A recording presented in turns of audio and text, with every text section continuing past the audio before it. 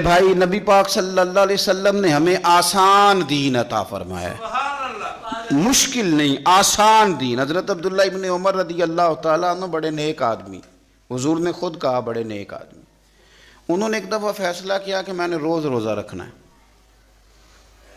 ہر روز روزہ۔ آپ تھوڑا سا اس کو سمجھیں کہ اگر بابا جی روز روزہ رکھیں گے تو انہوں نے تو نفل روزہ رکھنا ہے، لیکن جس ان کی بہو نے بیچاری نے رات اٹھ کے بچوں کو دودھ بھی پلانا ہے، ایک دفعہ وہ سحری میں اٹھے گی ان کے اللہ خیر کرے روزے کے لیے، پھر اٹھے گی بچوں کو ناشتہ بنانے کے لیے۔ بابا جی چاہے فجر پڑھ کے 11 بجے تک سوئیں، مشکل ہوتی ہے کہ نہیں ہوتی؟ تو حضرت عبداللہ ابن عمر رضی اللہ تعالیٰ عنہ نے ارادہ کیا روز روزہ رکھوں گا، اور وہ رکھنے لگے۔ یعنی روزہ رکھنے کی بھی کوئی شکایت ہوتی ہے، لیکن ان کے گھر والوں نے شکایت بھیجی کہ حضور روز روزہ رکھتا ہے۔ حضور نے بلایا اور میرے نبی پاک صلی اللہ تعالیٰ علیہ وسلم فرمانے لگے تمہیں پتہ ہے ایک نیکی پر اللہ 10 کا اجر دیتا ہے؟ یا رسول اللہ دیتا ہے۔ فرمایا تم مہینے میں نہ 3 روزے رکھا کر، ایک روزے پر اللہ 10 روزوں کا ثواب دے گا، تو 3 رکھنا پورے مہینے کا ثواب مل جائے۔ حضور صلی اللہ تعالیٰ علیہ وسلم نے فرمایا کہ 3 روزے رکھ لیا کر، اللہ 30 کا ثواب دے گا۔ حضرت عبداللہ ابن عمر بعد میں پچھتایا کرتے تھے، فرماتے تھے مجھے اس پر اکتفا کرنا چاہیے تھا، لیکن میں نے عرض کیا اور ادب سے عرض کیا، میں نے کہا یا رسول اللہ میں اس سے زیادہ بھی طاقت رکھتا ہوں۔ تو نبی پاک نے فرمایا چل ٹھیک ہے 2 دن چھوڑ کے 1 دن روزہ رکھ لیا کر۔ میں نے عرض کی یا رسول اللہ صلی اللہ علیہ وسلم میں اس سے زیادہ بھی طاقت رکھتا ہوں۔ تو رسول کریم صلی اللہ علیہ وسلم نے فرمایا پھر حضرت داؤد علیہ السلام کے طریقے پہ عمل کر، 1 دن روزہ رکھ لے، 1 دن افطار کر لے۔ کہتے میں نے کچھ اور بھی عرض کیا تو حضور نے فرمایا بس کر، میں نے تمہیں وہ چیز بتائی ہے جو تمہارے لیے بڑی خیر والی ہے، اب اس سے آگے بڑھنے کی ضرورت ہے۔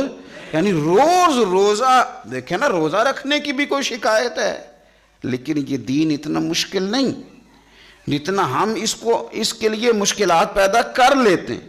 حضرت زینب رضی اللہ تعالیٰ عنہ نے مسجد نبوی کے 2 ستونوں کے درمیان رسی بندھوا دی تھی کہ جب تھک جاؤں گی نا میرے سے کھڑا نہیں ہوا جائے گا، تو میں رسی کے ساتھ لٹک جاؤں گی، پر میں نے نفل زیادہ پڑھنے۔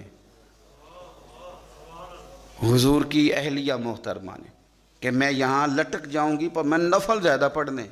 اب بظاہر تو بڑا پیارا کام لگتا ہے نا، کہتے ہیں فلانے صاحب میں مصلی پہ ہی رہتے ہیں، میں نے نفل زیادہ پڑھنے۔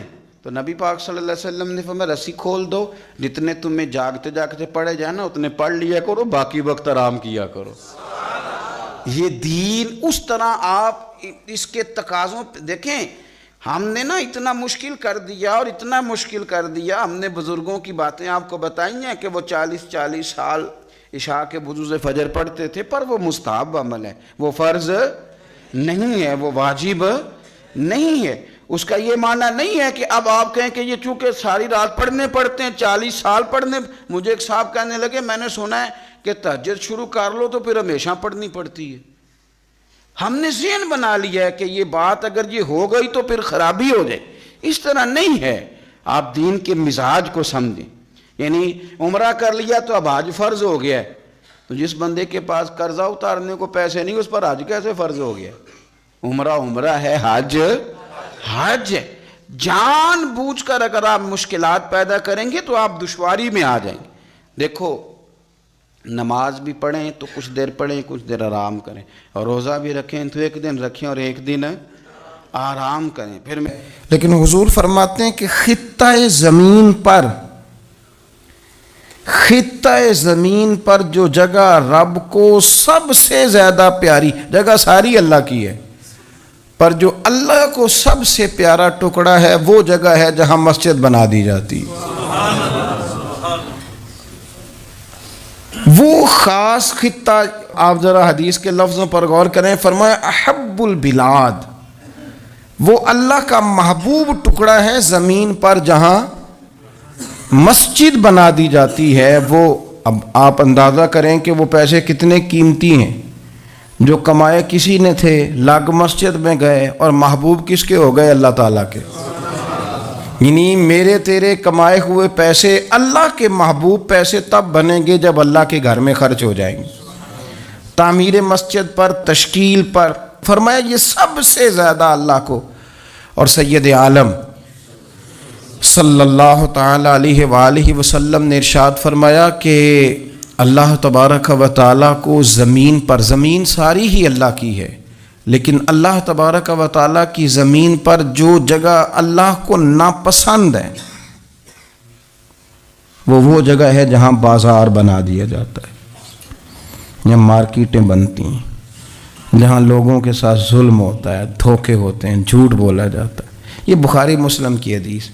ناپسندیدہ زمین کا ٹکڑا وہ ہے جہاں بازار بنتا ہے، اور پسندیدہ ٹکڑا وہ ہے جہاں شوق کس بات کا ہے زیادہ، میری مارکیٹ ہو کہ میرے نام کی مسجد ہو. یہ میری زمین کا جو ٹکڑا میری مارکیٹ ہو، میرا پلازا ہو، اور پچھلا مکان خرید کے نہ تو ایک لائن پیچھے نکالتا ہوں، 12 دکانیں ادھر ہو جائیں گی، 12 دکانیں ادھر ہو جائیں گے، پھر حساب نکالتا ہے کہ 20,000 ایک کا کرایہ ہے تو کتنا بنا مہینے کا. اس کو یہ نہیں پتا کہ تیری یہ زمین تھی اللہ کی، اب تو نے اس کا وہ حشر کیا ہے کہ یہ ناپسندیدہ ترین ہو گئی، ناپسندیدہ ترین. اور اگر تیری ہی زمین ہو، اپنی خوش قسمتی تو دیکھیں کہ میری زمین، میرے پیسے، اور جب میں نے مسجد بنا دی تو وہ پیسے رب کے پیارے ہو گئے، وہ زمین اللہ کی محبوب ہو گئی، وہ پیسے پیارے ہو گئے، وہ محبوب ہو گئے. لیکن بڑا ہی مشکل کام ہے. مسجدوں میں اعلان ہوتا ہے کہ بل آ گیا ہے، کو مہربانی کرو، اور پھر پکے سچے حاجی، نمازی، نیک، صالح، پرہیزگار بندے بڑی مشکل سے جیب میں ہاتھ ڈالتے ہیں، اور جو باہر آتا ہے اس میں پورا 100 روپیہ نکل آتا ہے، پورا ہی 100. یعنی کہ اور گننے میں آپ کو پتہ ہے 1-1 روپیہ کر کے گنے تو 5-7 منٹ تو 100 گننے میں لگ ہی جاتے ہیں، پھر وہ گننا پڑتا ہے. اور مسجد کی ٹوپیوں میں سے، مسجد کے گلوں میں سے اکثر وہ لوٹ نکلتے ہیں جو دکاندار لیتا ہی نہیں، وہ کہتے ہیں اللہ کو دے آتے ہیں جا کے. دیکھیں اپنا رویہ اس لحاظ سے درست کریں، اس لحاظ سے درست کریں کہ جس طرح میرے لیے اپنا گھر بنانا ضروری ہے نا، اسی لیے میرے لیے مسجد بنانا بھی اسی طرح ضروری ہے. جب حضور جتنا عرصہ تک مکہ شریف میں تشریف فرماتے تو زیادہ وقت مسجد الحرام میں گزارتے تھے، اور جب قریب محبوب صلی اللہ تعالیٰ علیہ وسلم، محبوب دو عالم علیہ السلام مدینہ طیبہ تشریف لے آئے تو حضور نے سب سے پہلے مسجد قباء کی تعمیر فرمائی. کوئی ایک حجرہ نہیں ابھی بنایا، ابھی یہ طے نہیں کیا کہ میں نے مدینے کے کس حصے میں اپنا مکان بنانا ہے، کہاں رکنا ہے. سب سے پہلے مسجد شریف کی تعمیر فرمائی اور بنفس نفیس فرمائی. وہ مسجد مکمل ہو گئی. سرکار کا قیام تھا جناب ابو ایوب انصاری کے گھر میں. تھوڑے سے فاصلے پر نظر پڑی تو ایک کھلا میدان موجود تھا، 2 یتیم بچوں کی زمین تھی. فرمایا یہ زمین مجھے دے دو، اس میں میں مسجد بناؤں گا. ان 2 یتیم بچوں نے عرض کی یا رسول اللہ صلی اللہ علیہ وسلم آپ رکھ لیں، مسجد بنا لیں. فرمایا یوں نہیں بھائی، پیسے دیں گے. اسلام یہ نہیں کرتا کہ بندے کی حیثیت سے زیادہ اس پر بوجھ ڈال دیا جائے. وہ یتیم بچے ہیں، ابھی ان کے پاس کوئی ایسے ذرائع نہیں ہیں مال کمانے کے، تو فرمایا تمہیں پیسے ملیں گے. اور حضرت ابوبکر صدیق رضی اللہ تعالیٰ عنہ اور حضرت عثمان غنی جیسے مالداروں کے ذمے لگایا گیا کہ انہیں رقم ادا کی جائے. وہ پیسے ان بچوں کو دیے، یہاں مسجد کی تعمیر شروع کی. اب چونکہ مسجد قباء بھی سرکار نے بنائی تھی تو ایسا نہیں فرمایا کہ اس کو چھوڑ دیا جائے، بلکہ صحیح حدیث کے لفظ ہیں کہ نبی کریم علیہ السلام ہر ہفتے یا گھوڑے پر بیٹھتے یا اونٹنی پر بیٹھتے یا پیدل سفر کرتے، اور ہر ہفتے فجر کی نماز پڑھ کے مسجد قباء تشریف لے جاتے. اس مسجد کی آباد کاری میں حضور دلچسپی لیتے، شوق تھا سرکار کو، اس کو آباد کرنے میں دلچسپی لیتے.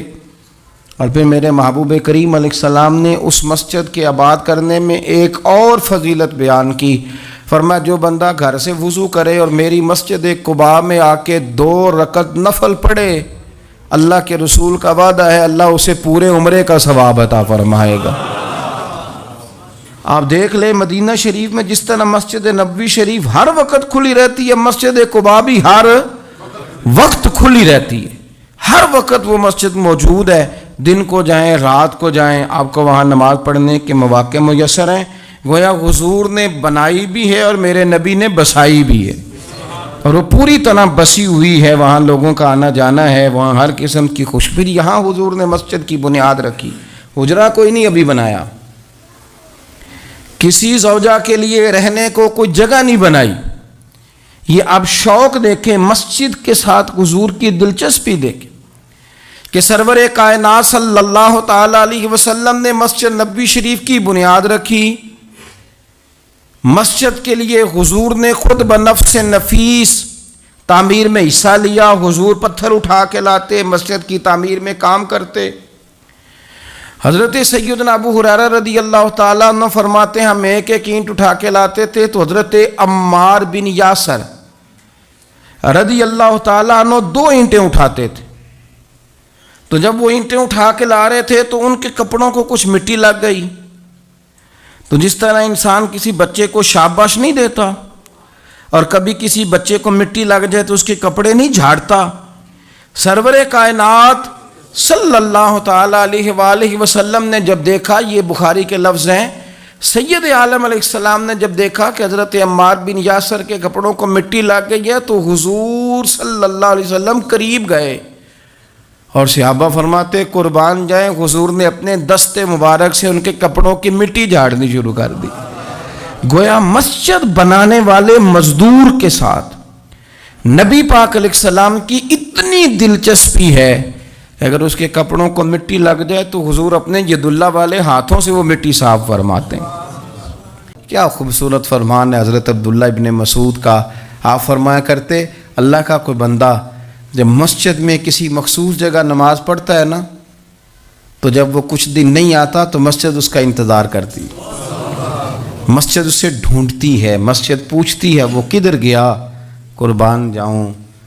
فرمایا اگر وہ بندہ انتقال کر جائے، وہ دنیا چھوڑ جائے تو مسجد کی وہ صف روتی ہے، وہ اسے ڈھونڈتی ہے، وہ اس کو تلاش کرتی ہے، وہ اس کے لیے آنسو بہاتی، اللہ کے حضور التجا کرتی ہے کہ یا اللہ وہ یہاں رہا کرتا تھا، وہ یہاں نماز پڑھتا تھا، وہ یہاں آیا کرتا تھا۔ مسجد اس کے لیے روتی ہے۔ اللہ کرے آپ سمجھے میری بات، کسی کو بیٹے رو رہے ہیں، کسی کو بیٹیاں رو رہی ہیں، کسی کو وہ لوگ رو رہے ہیں جن کی ضرورتیں پوری کرتا تھا، اور یہ جو مسجد سے پیار کرنے والا تھا، مسجد کا نمازی، اس کے لیے مسجد کی صف، مسجد کا مصلی آنسو بہاتا ہے، اے مالک وہ کہاں گیا جو یہاں نماز پڑھتا تھا، مجھے بتلاؤ۔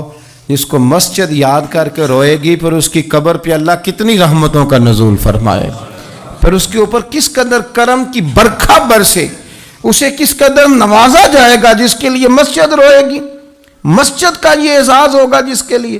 ایک صحابی نے عرض کیا تھا کہ یا رسول اللہ صلی اللہ علیہ وسلم میں نابینا ہوں،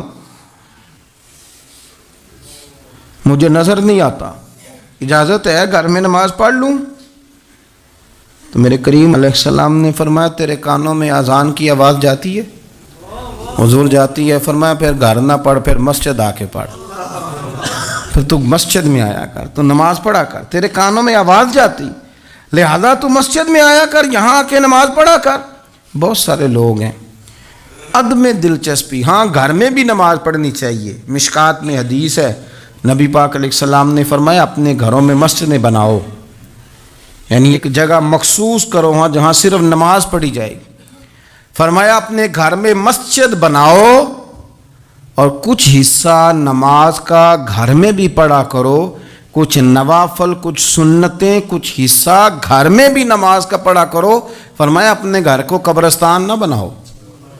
اس کا مطلب ہے جس گھر کے اندر نماز نہ پڑھی جائے بالکل، اس گھر میں سارے زندے لوگ بھی رہتے ہوں تو گھر قبرستان ہے۔ یہ حضور کا فرمان ہے کہ سارے لوگ زندے ہیں، ہنستے ہیں، بستے ہیں، کھیلتے ہیں، اٹھتے ہیں، پر 2 رکعتیں نماز نہیں پڑھی جاتی، وہ قبرستان ہے۔ حضور نے فرمایا قبرستان ہے، جتنی مرضی ٹائلیں لگی ہوئی ہوں، ہر کمرے میں اے سی ہو، بڑا شاندار باتھ روم ہو، ساری سہولتیں ہوں، اگر گھر والے گھر میں کچھ نماز نہیں پڑھتے، خواتین نہیں پڑھتی، مرد کچھ نفل نہیں پڑھتے، وہ قبرستان ہے۔ اور جس گھر میں کوئی اٹھ کے سویرے تہجد کا وضو کرتا ہے، وہ مردوں کا گھر نہیں، وہ تو زندوں کا گھر ہے۔ بچوں کو تکلیف تو ہوتی ہے جب سویرے بوڑھے اٹھ کے تہجد کا وضو کرتے ہیں، کیونکہ ان کے سونے کا ٹائم ہی وہ ہوتا ہے جب بابے اٹھ جاتے ہیں۔ بابا جی سویرے اٹھ کے وضو کر رہے ہوتے ہیں تو بچہ تنگ ہوتا ہے، اور دیکھو جی مطلب چونکہ اس نے تو سونا ہی اس وقت ہے جب دنیا کے جاگنے کا وقت ہے، لیکن اس کو پتہ نہیں جب تیرے گھر میں کوئی تہجد کا وضو کرتا ہے تو رب راضی کتنا ہوتا ہے۔ ہو سکتا ہے تیری بھی بڑی خطائیں اس کی وجہ سے معاف ہو جاتی ہیں۔ اس کا بوڑھا باپ، اس کا دادا، اس کا نانا سویرے اٹھ کے نماز پڑھنے لگا ہے۔ ہم کیوں نہیں اس بات کو سمجھتے کہ مسجد کے ساتھ ہماری دلچسپی، اللہ کے گھر کے ساتھ ہمارا تعلق میرے نبی کریم صلی اللہ تعالی علیہ وسلم نے فرمایا، میں نے جنت کے اندر دیکھا کہ کس عمل کا ثواب زیادہ ہے، تو فرمایا میں نے سب سے زیادہ اجر والے جو اعمال دیکھے ان میں ایک عمل یہ ہے کہ جو بندہ مسجد کی صفائی کر کے کچھ کوڑا مسجد سے باہر نکال دے گا، رب کریم اسے جنت میں بڑا درجہ عطا فرما دے گا۔ لیکن یہ تو کام کرے گا کوئی غریب آدمی، ناراض نہ ہونا، مسجد میں جھاڑو دے گا کوئی۔